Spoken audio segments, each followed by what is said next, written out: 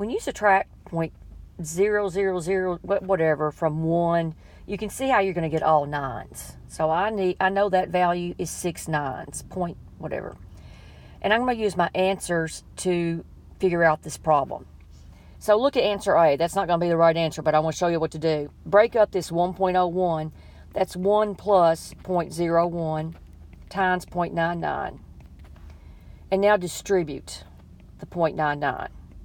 0.99 times 1 is 0.99 plus 0.99 times 0.01. This is going to make that number smaller. So it's just going to move your decimal 2 places to the left. So that'll be that's just going to be 0.0099. Well, you see, if you add these two numbers together, you only have 4 nines, and we're trying to get 6 nines. So that doesn't work. And I'm not going to do B because I don't think B will give me enough. So let's look at C. C is 1.001 times how many nines? Times 3 nines, 0.999.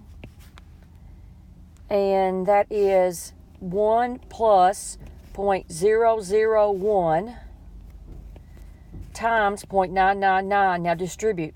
That's 0.999 plus, multiplying by 0.001. That's just going to move your decimal 3 places to the left. So that's going to give me 3 zeros and then a 999. And now I have 6 nines. So the answer is C.